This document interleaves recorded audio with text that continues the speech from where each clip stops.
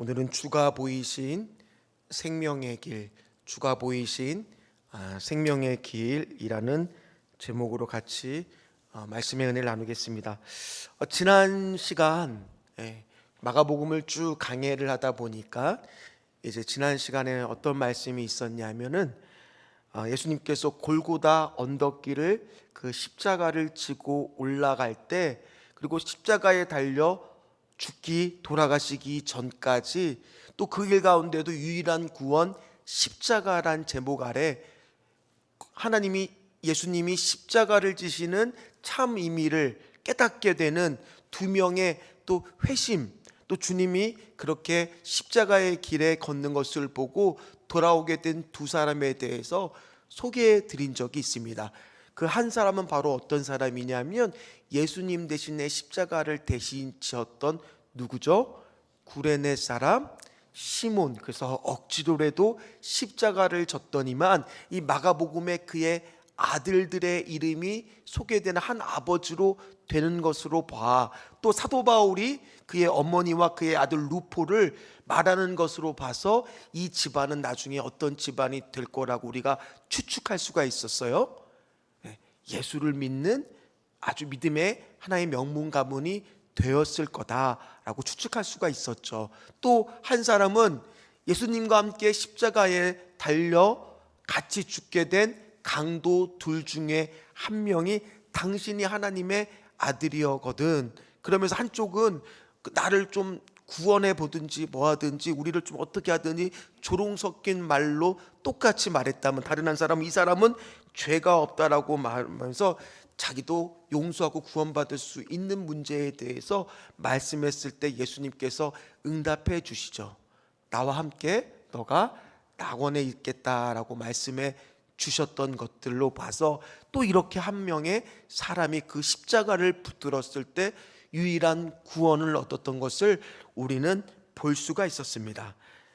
그렇습니다. 예수님께서 십자가에 달려 돌아가신 것은 죄와 죽음의 문제를 구원하시기 위한 거라는 것을 우린 다 알고 있습니다. 특별히 이 죄의 세력에서 우리를 구원하시는 유일한 방법이 바로 뭐였다라고 그랬어요? 당시의 저주의 상징이었던 십자가만이 유일한 구원의 방법이었고, 그 목적을 이루기까지 갖은 수치와 모욕을 당하고 십자가에 못 박혔지만 우리가 그 과정을 감정적으로 보지 말라 그랬어요. 정말 주님이 피를 흘리고 막 이런 것들을 보고 마음이 너무 안타깝고, 그렇게만 보지 말고 어떻게 보라고 했느냐? 그것이 우연히 우발적으로 일어난 것이 아니라 하나하나가 하나님께서 이미 메시아에 대한 약속하신 말씀을 뭐 하는 거였습니까? 성취하는 하나의 과정이라는 것을 우린 철저하게 하나님의 섭리와 계획 속에서 이루어진 일이라는 것을 우리는 알아야 된다라고 한 것이 지난 시간 말씀드린 내용이었습니다. 그리고 오늘 본문은 바로 어떤 본문입니까? 예수님께서 십자가에 달려서 돌아가시는 그 순간을 기록하고 있는 성경 말씀입니다. 그때 말도 안 되는 두 가지의 사건이 일어나는 것을 오늘 본문을 통해서 우리가 알 수가 있죠. 자, 첫 번째 사건은 33절에 잘 나와 있습니다. 자, 33절 말씀을 같이 읽도록 하겠습니다. 제6시가 되매 온 땅에 어둠이 임하여 제9시까지 계속하더니. 아멘. 이때의 시간은 6시간을 더하면 되니까 실제로 어둠이 깔린 시간이 몇 시라는 거예요? 정오란 얘기죠. 12시부터 오후 3시까지 3시간 동안 뭐가 지금 깔려버린 겁니까? 한참 제일 밝아야 되는 그때 뭐가 깔린 거예요? 어둠이 깔리게 된 거죠. 우리가 어둠이 어떤 식으로 어떤 범위 내에 깔렸는지는 성경에 기록되어 있지 않기 때문에 알 수는 없지만, 이것이 어떤 자연적으로 일어난 그런 현상이 아니라 분명히 하나님의 특별한 섭리 가운데 이루어졌다는 것을 우리는 오늘 기억해야 된다는 거예요. 왜 그러냐? 이 어둠이 뜻하는 것이 바로 의미가 있기 때문입니다. 하나님께서는 이 어둠을 통해서 예수 그리스도가 십자가에 달려 돌아가신 의미를 다시 한번 알려주고 계신 거예요. 그럼 이 어둠이 주는 이 신학적인 의미가 바로 어디에 있느냐? 이 어둠이라는 것은 우리가 아까 오후에 성경 통독반에서도 말씀드렸다듯이 구약에서 보면 이 어둠이 내리는 것은 뭐를 뜻한다라고 했죠? 이 10가지의 모세의 재앙 중에서 어떤 재앙이 있었어요? 흑암의 재앙이 있었던 듯이 바로 심판을 의미한다라는 거예요. 예수님께서 십자가에 달려 돌아가신 의미가 바로 뭐라는 겁니까? 죄에 대한 하나님의 심판이라는 것을 명확하게 그 어둠이라고 하는 자연 현상을 통해서 하나님이 메시지를 전해주고 있다라는 거예요. 뭐라고요? 이 어둠이라는 것은 하나님이 죄에 대한 심판이라는 겁니다. 그리고 나서는 주님께서는 크게 소리를 지르시죠. 그게 34절 말씀입니다. 같이 읽도록 하겠습니다. 제9시에 예수께서 크게 소리 지르시되 엘리 엘리 라마 사막다니 하시니 이를 번역하면 나의 하나님 어찌하여 나를 버리셨나이까 하는 뜻이라. 아멘. 예수님은 십자가에서 소위 말해서 가상칠언이라고 하는 7가지의 말을 말씀하시는 것을 알 수가 있었고요. 오늘 그 중에 하나가 바로 오늘 본문에 나와 있는 뭡니까? 나의 하나님 어찌하여 나를 버리시나이까. 그것이 마치 육체적인 고통이 너무 심한 가운데 예수님이 이렇게 지금 비명을 지르듯이 말하는 것처럼, 또는 하나님을 원망하는 마음으로 어찌하여 나를 지금 버리시고 계십니까? 라고 고백하는 것처럼 우리가 오해할 수가 있지만, 이 고백은 어떤 고백입니까? 바로 그 순간, 이 순간 일시적으로 하나님하고 분리가 되어 죄에 대한 대속제물로 쓰임받을 수밖에 없는 그 자신의 그 상황을 예수님께서 깨닫고 고백하고 있는 거예요. 하나님이여 어찌하여 나를 버리시나이까. 온전히 주님이 나를 버리신 것처럼 지금 바로 저주와 심판과 하나님의 진노를 담당하고 하나님의 아들이기보다는 죄에 대한 대속물로 지금 쓰임받고 있기 때문에 철저한 분리를 순간적으로 깨닫고 하는 고백이 바로 어떤 고백이에요? 엘리 엘리 라마 사막달이라고 하는 고백이라는 거예요. 그 순간만큼 예수님은 철저하게 하나님과 분리된 것을 경험합니다. 그러나 그것은 일시적입니다. 그리고 나서 다시 예수님이 어떤 고백을 하느냐, 37절 말씀을 통해서 다시 연합됨을 알 수가 있습니다. 37절 말씀을 같이 읽겠습니다. 예수께서 큰 소리를 지르시고 숨지시니라. 이것은 그냥 돌아가셨을 때 아! 하고 외마디 비명을 지르시는 것이 아니라 아마도 가상 7원 중에서 6번째, 7번째 말씀을 하는 그 순간이라는 거예요. 그러면 6번째, 7번째 말씀이 바로 뭐냐? 다 이루었다. 내 영혼을 아버지께 부탁합니다. 지금 그 말을 37절에는 그냥 큰 소리로 지른다라고 말하고 있는 거라는 거예요. 그 고백을 통해서 다시 분리되었던 예수님이 하나님과 연합된다라는 것을 우리는 오늘 말씀을 통해서, 이제 내가 다 사명을 이 땅에서 이루었다, 그래서 다 이루었다라고 하시고 이제 내 영혼을 아버지께 부탁합니다 하시면서 돌아가셨을 때, 그럴 때 바로 다시 분리된 것이 하나로 연합되는 그런 순간이라는 거예요. 그리고 나서 이제 또 하나의 놀라운 사건, 첫 번째는 예수님이 돌아가셨을 때 어두움의 사건이 있었어요. 그게 바로 뭐라고 말씀했습니까? 바로 죄에 대한 하나님의 심판을 상징한다고. 그 두 번째 사건은 오늘 어떤 사건으로 기록되어 있습니까? 휘장이 갈라지는 사건이 기록되어 있을 겁니다. 이 휘장이라는 게 바로 뭡니까? 당시에 성소와 지성소 사이에는 휘장이 성소와 지성소를 구별하기 위한 것도 하나, 또는 성소에 들어가기도 위해서도 하나가 들어있지만, 일단 성소에 들어갈 수 있는 것도 함부로 일반 사람이 들어가는 것이 아니고, 지성소라는 것은 더더욱 누가 들어가는 곳이에요?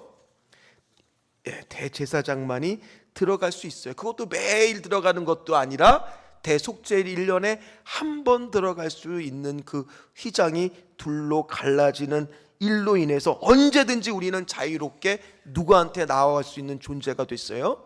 하나님께 만날 수 있고 하나님께 나아갈 수 있는 길이 열렸다. 그래서 오늘 설교 제목이 뭐예요? 주가 보이신 생명의 길이 그 순간 열리게 되었다라는 거예요. 그래서 오늘 설교 제목이 주가 보이신 생명의 길이라는 거예요. 예수 그리스도가 돌아가시는 그 순간 도리어 우리에게는 뭐가 열린 거예요? 생명의 길이 열리게 된 거예요. 그 첫 번째 혜택을 본 사람이 있습니다. 그게 39절 말씀이에요. 의외의 인물입니다. 같이 읽도록 하겠습니다. 예수를 향하여 섰던 백부장이 그렇게 숨지심을 보고 이르되 이 사람은 진실로 하나님의 아들이었도다 하더라. 아멘. 자, 백부장이 어떤 고백을 해요? 이 사람은 진실로 하나님의 아들이었다라는 고백을 하는데, 이 고백이 우리는 그냥 뭐 평범하게 그냥 늘 봤던 거니까 볼 수가 있겠지만 한번 가만히 생각해 보세요. 지금 이 고백을 누가 하고 있는 거예요? 베드로가 하고 있는 게 아니에요. 누가 하고 있는 거예요? 로마의 백부장이 하고 있습니다. 로마의 백부장이 신에 대해서 얘기할 때는 누구만 얘기할 수 있겠습니까? 바로 로마 황제 가이사 앞에서나 당신은 신의 아들입니다, 이런 고백을 하는 게 정상이잖아요. 특별히 이 백부장이라고 하는 사람은 군인입니다. 군인이라는 얘기는 사람을 죽여본 경험도 있었을 것이고 수많은 죽음들도 목격을 했을 만큼 죽음에 대해서 그렇게 막 우리들이 생각하는 것처럼 막 이렇게 무섭고 막 떨리고 그런 게 아니라 굉장히 어쩌면 냉혹하고 이성적이고 철저하게 아주 그렇게 마음이 차가운 사람일 수도 있더라는 거예요. 근데 그 사람이 지금 뭐라고 고백하는 거예요? 예수님을 향해서 하나님의 아들, 예수님의 뭐를 본 거예요? 신성을 본 거예요. 오늘 이 고백이 얼마나 놀라운 고백이냐면 마가복음에서 1장 1절 처음 시작할 때 하나님의 아들 예수 그리스도의 복음의 시작이라는 말이 나온 다음에 15장에 가서야 다시 처음으로 누군가의 고백에 의해서 하나님의 아들이라는 고백이 처음 나온 거예요. 저만 놀랐어요. 하나님의 아들이라고. 예수님의 제자들도 마가복음 안에서 그렇게 고백하는 사람이 없었고 그동안 수많은 사람들이 예수님을 따르며 환호해도 한 명도 예수님의 신성에 대해서 당신은 진정 하나님의 아들이라는 고백을 한 사람이 없었다니까요. 근데 오늘 누가 그런 고백을 하고 있는 거예요? 백부장이요. 백부장이요. 그는 왜 그렇게 고백할 수밖에 없었을까요? 우린 궁금해야죠. 왜 그 사람은 그렇게 죽음을 숱하게 많이 본 그 사람이 그 한 사람이 십자가에 달려 돌아가시는 그 사건 때문에 그것도 그가 그 죽음을 처음 본 것이 아니었을 텐데 왜 이 사람만은 하나님의 아들이라고 그의 신성을 인정할 수밖에 없었을까? 성경은 명확한 그 이유가 나와 있지는 않지만 우리는 유추해 볼 수가 있습니다. 그는 가장 가까운 곳에서 누구의 죽음을 목격한 사람입니까? 예수님의 죽음을 목격한 사람이에요. 그동안 많은 사람들의 죽음을 봤지만은 예수님의 죽음은 그의 냉랭한 가슴도 녹아내릴 정도로 뭔가 특별한 것이 있었다라는 거예요. 왜냐? 가상칠언이라고 말했듯이 예수님이 죽으면서 돌아가시면서 하시는 말 한마디 한마디가 그의 가슴을 점차 후벼파기 시작했고 요동치게 만들기 시작했고 냉랭한 가슴이 녹아지기 시작했거든요. 첫 번째 한 말씀이 바로 뭡니까? 그렇게 고통을 당하고 있는데 예수님의 말 첫 마디는 무정한 그의 마음을 움직이기에도 충분했어요. 어둠을 환하게 비추기에도 충분했어요. 바로 뭐냐? 이 사람들을 뭐 해달라고? 용서해달라고. 그 첫 마디부터가 그의 마음을 움직이기 시작했어요. 자기가 하는 일을 알지 못한다고. 그뿐만이 아닙니다. 다른 한 강도에 대해서는 내가 너와 함께 낙원에 있으리라 선포하는 말씀도 들었고 제자들에게 그 돌아가시는 순간에도 어머니를 부탁한다는 말도 들었고, 오늘 우리가 읽은 본문처럼 엘리 엘리 라마 사막다리라고 하는 말을 듣는 순간 그도 같이 어쩌면 속으로 절규하는 마음이 들었을지도 몰라요. 그러면서 내가 목마르다, 그리고 어떻게 다 이루었다, 내 영혼을 아버지께 맡깁니다, 그 고백까지 들으면서 그의 마음은 녹아져 내렸다라는 거예요. 바로 그의 마음 안에 생명의 길, 십자가의 길이 들어가기 시작했다라는 거예요. 그래서 그가 뭐라고 지금 고백하고 있는 거예요? 당신이 진짜 하나님의 아들입니다라고 신성을 고백하고 있는 거예요.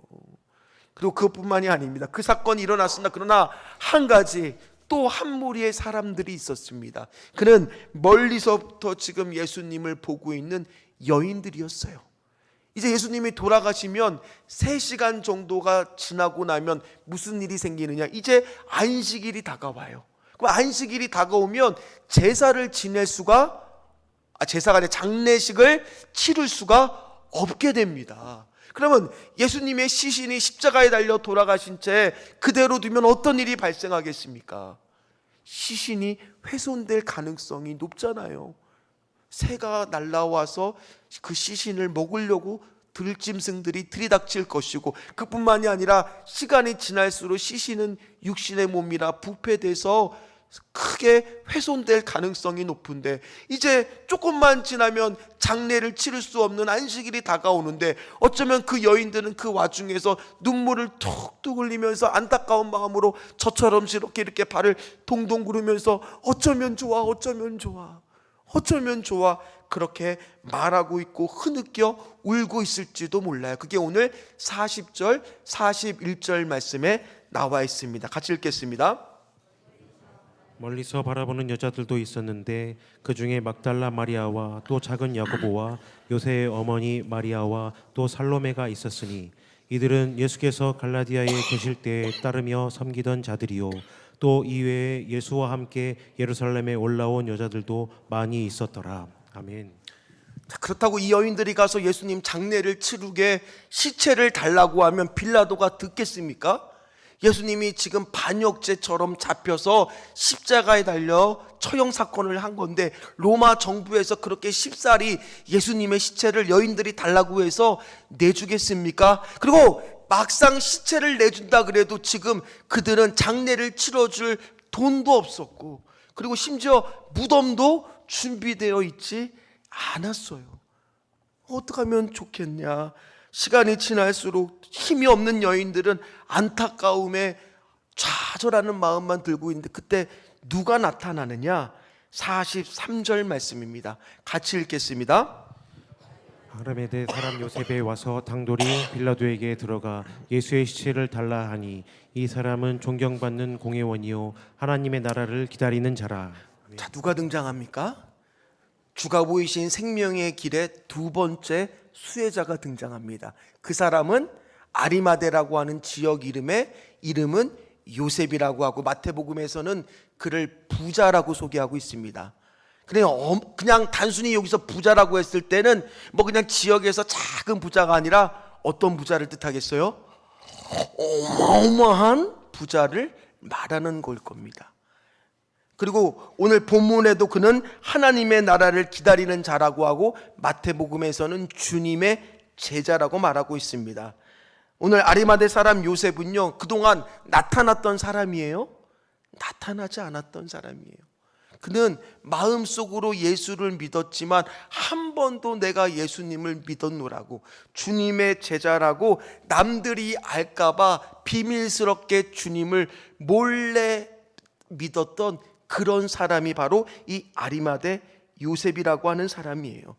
궁금하잖아. 그러면 그가 여태껏 왜 예수님을 구주로 영접했다라는 사실을 한 번도 밝히지 않았을까요? 오늘 거기에 대한 이유가 요한복음 19장 38절에 이렇게 소개되고 있습니다. 같이 읽겠습니다.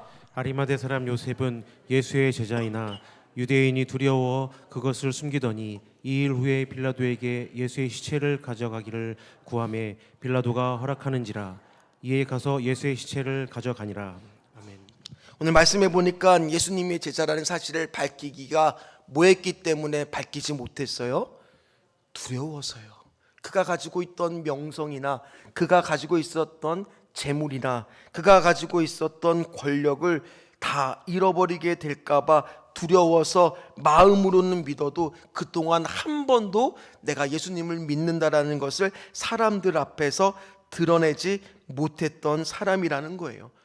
아니, 이 사람은 그리고 심지어 이렇게 영향력이 대단해서 빌라도에게 시체를 달라고 했을 때 빌라도도 선뜻 내줄 정도로 막강한 영향력이 있었더라면 진작에 좀만 용기를 내서 예수님이 공의에 잡혀서 그렇게 시달리고 있었을 때 자기가 총대를 매는 마음으로 나서서 그 사람은 죄가 없다라고 밝혔더라면 얼마나 큰 도움이 됐을까요? 그럼에도 불구하고 그는 어떤 마음 때문에, 두려운 마음 때문에, 내가 밝히면 내 가진 모든 것을 잃게 될까봐 용기를 내지 못했던, 그래서 제자의 삶을 온전히 따르지 못했던 사람이었다라는 거예요. 그 당시에 그러나 이 아리마대 사람 요셉뿐만 아니라 많은 사람들이 그렇게 신앙생활을 한 것을 요한복음 12장 42절에 보면 알 수가 있습니다. 거기에 보면 어떻게 말하고 있습니까? 제가 읽어드리겠습니다. 그러나 관리 중에도 그를 믿는 자가 많되 바리새인들 때문에 드러나게 말하지 못하고 이는 출교를 당할까 두려워함이라. 그러니까 많은 사람들이 예수를 믿으면서도 비밀스럽게 조심스럽게 믿었는데 거기에 대해서 이어지는 43절에 안타까운 마음으로 요한복음의 기자는 이렇게 말하고 있습니다. 자, 같이 읽도록 하겠습니다. 그들은 사람의 영광을 하나님의 영광보다 더 사랑하였더라. 자, 뭐를 더 사랑한 사람들이라고 얘기하고 있습니까? 하나님의 영광보다 쉽게 이야기해서 사람들 눈치 보느라. 어쩌면 오늘 이 모습이 우리의 모습 아닙니까?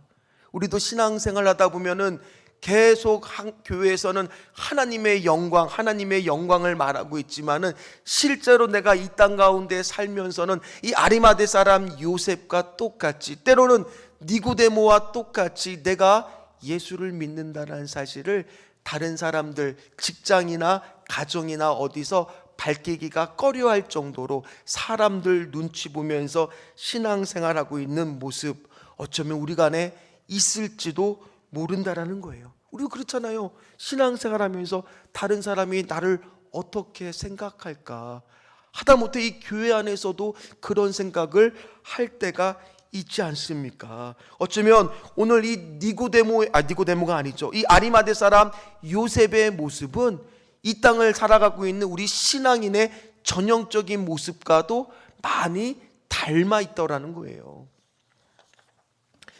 지용훈이라고 하는 분이 쓴 나는 뉴욕의 거리 전도자라는 책이 있습니다.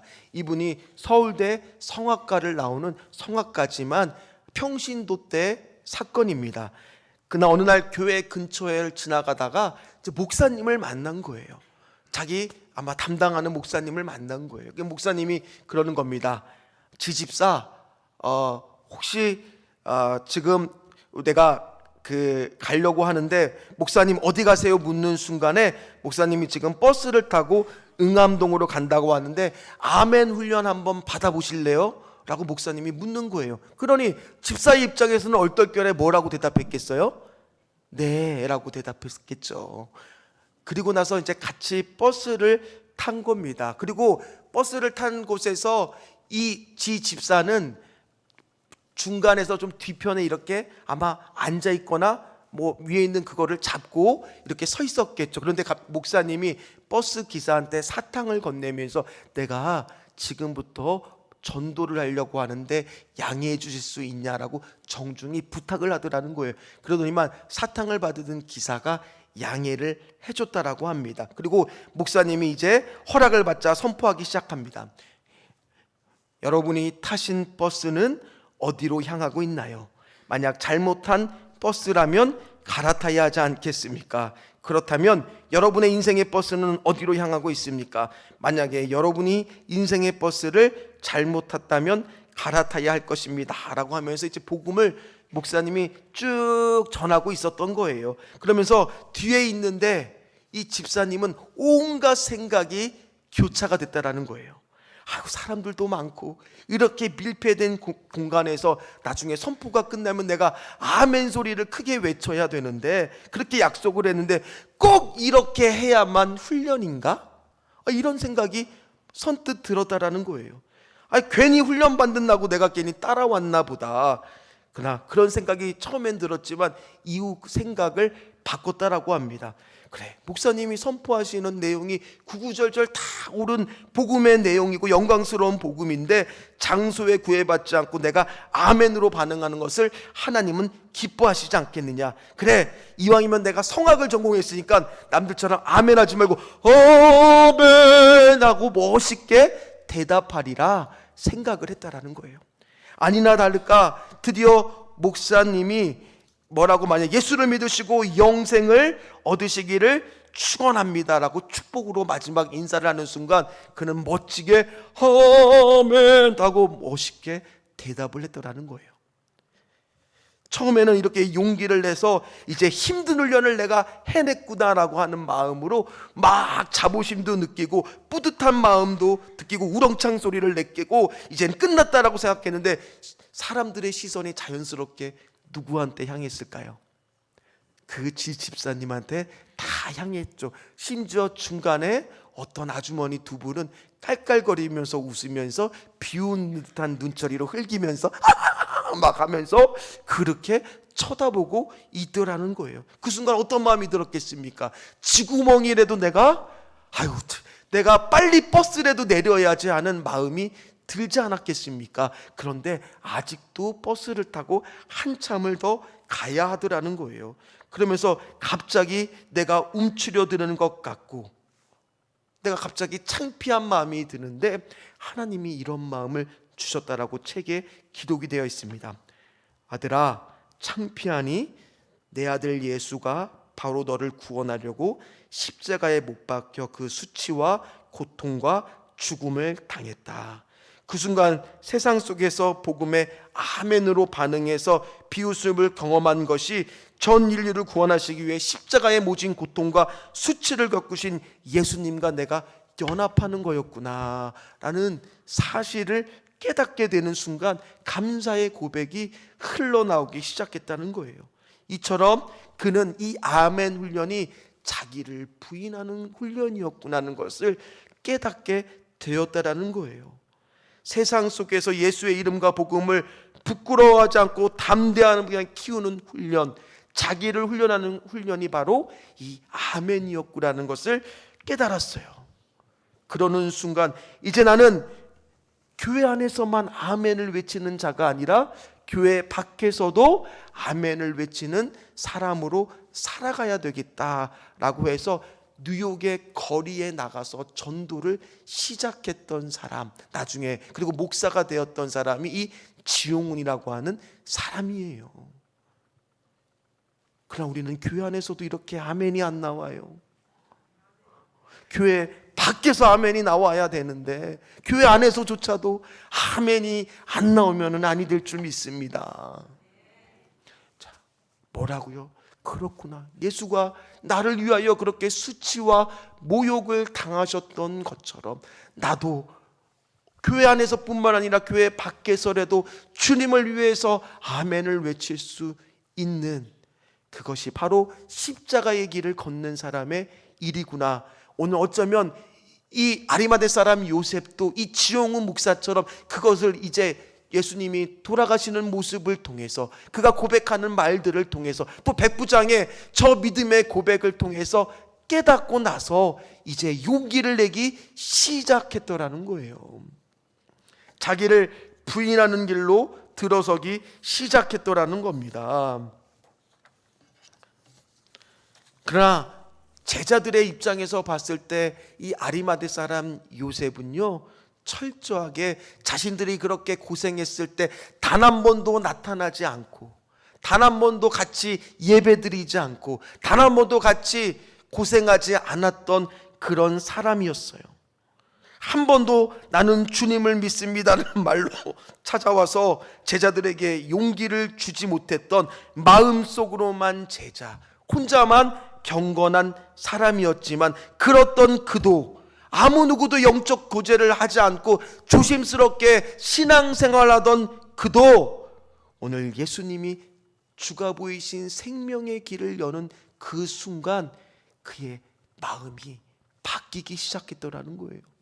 그래서 오늘 말씀에 보니까 어떤 말씀이 나와요? 당돌이 빌라도를 찾아가서 시체를 달라고 말을 할 수 있는 사람으로 바뀌더라는 거예요. 그 당돌이가 다른 말로 하면 용기 있게 담대하게 그 뜻이에요. 그가 그전에는 그런 모습을 보인 적이 한 번도 없었잖아요. 오늘 마찬가지입니다. 이 자리에 계시는 분들 중에서도 오늘 주님을 우리가 정말 믿고 있다면, 주가 보이신 생명의 길로 내가 걷고 있는 사람이라면 주님을 인정해야 될 수밖에 없는 그 순간 인정할 수 있는 용기가 있으시고, 주님을 위해서 내가 찬양하고 눈물을 흘려야 되는 그 순간 어느 사람 누구나 눈치 보지 않고 아멘 하면서 주님을 위해 찬양하고 눈물을 흘릴 수 있는 그런 십자가의 길, 생명의 길을 걷는 저와 우리 귀한 성도님들 다 되시기를 주의 이름으로 축원합니다. 오늘 이 아리마대 사람 요셉은 빌라도를 찾아가서 그 시체를 받아서 장례를 치러야 되는데, 자, 그가 그렇게 용기를 내니까, 한 명이 그렇게 변화가 되니까 그 영향력이 다른 사람한테 미치게 됩니다. 그 사람이 또 누구냐? 오늘 요한복음 19장 39절에 또 한 사람이 세 번째 등장합니다. 같이 읽도록 하겠습니다.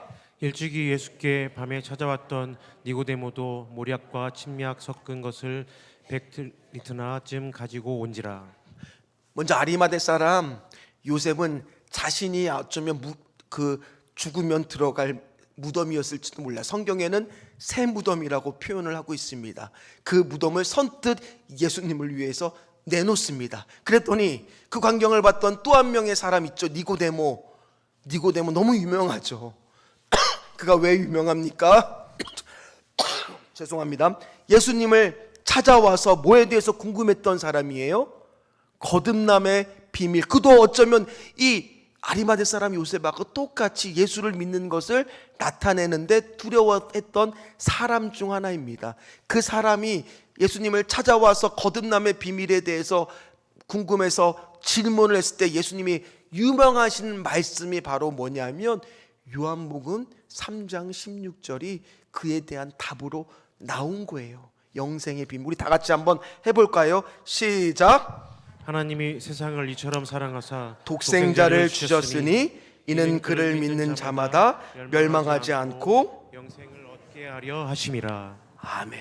그 니고데모가 다시 등장을 하는데 무려 33kg나 되는 고급 향료, 성경에 나와 있는 대로 100리트라가 그 정도 양이에요. 이거는 왕을 제사를 지낼 때 쓸 만큼의, 장례를 치러서 쓸 만큼의 양이라는 겁니다. 그 양을 선뜻 내놓게 된 거예요. 그래서 예수님의 뭐를 치를 수 있게 됐어요? 장례를 치를 수가 있게 되었다라는 거예요. 말씀을 마무리하도록 하겠습니다. 오늘 우리가 본 것처럼 어쩌면 니고데모의 모습 속에서, 아리마대 사람 요셉의 모습 속에서, 또 한 사람 백부장의 모습을 통해서도 예수님은 돌아가시고 나서도 십자가의 길, 그것이 주가 보이신 생명의 길이라는 것을 이 세 사람을 통해서도 또 한 번 우리에게 보여주고 있더라는 거예요. 어쩌면 이 모습 속에 우리들의 모습은 있지는 않습니까? 여기 계신 분들도 주가 보이신 생명의 길로 가시는 그런 분들 되시기를 주의 이름으로 축원합니다. 특별히 예수님께서는요, 내가 죽는 그 순간 어떤 일이 일어날 거라고 말씀하셨느냐. 마지막 말씀입니다. 요한복음 12장 32절 말씀 같이 읽겠습니다. 내가 땅에서 들리면 모든 사람을 내게로 이끌겠노라 하시니. 내가 땅에서 들리는 그 순간 숨어있던 사람들, 나를 부끄러워했던 사람들, 내 모든 것을 잃을까 봐 겁을 내면서 내 혼자만 믿었던 그런 사람들, 어쩌면 우리 안에 있었던 그 모든 사람들이 다 어떻게 될 거라고요?